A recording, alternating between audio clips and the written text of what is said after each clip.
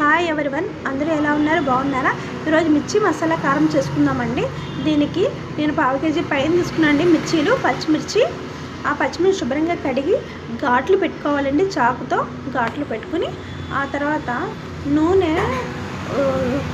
వేసుకోవాలండి. నూనె కొంచెం వేడెక్కినాక కొంచెమే నూనె వేసుకుంటే సరిపోతుంది, పెద్ద నూనె ఎక్కువ పట్టదు. ఈ విధంగా నూనెలో వేయించుకోవాలంటే పచ్చితనం పోయే వరకు వేయించుకోవాలి. బాగా డీప్ ఫ్రై అయితే అక్కర్లేదు.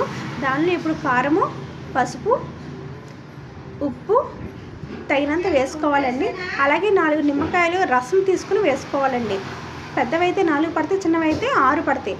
అలాగే తాలింపు, ఇటువైపు తాలింపు దినుసుతో పాటుగా మెంతులు కూడా వేసుకుని వేయించుకోవాలండి. వేయించుకొని పొడి చేసుకుని పెట్టుకోవాలి. చల్లారినాక పొడి చేసుకుని పెట్టుకోవాలి.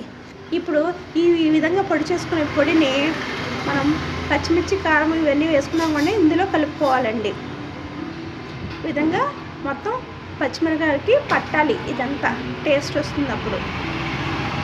నిమ్మకాయ, చక్కగా నిమ్మకాయ, ఉప్పు, కారం కూడా ఈ పొడి వేసుకున్నాం కానీ చాలా టేస్టీగా ఉంటుంది. ఇప్పుడు కొంచెం నూనె వేసుకుని అందులో జీలకర్ర, కరివేపాకు లైట్లో తాలింపించుకోవాలండి.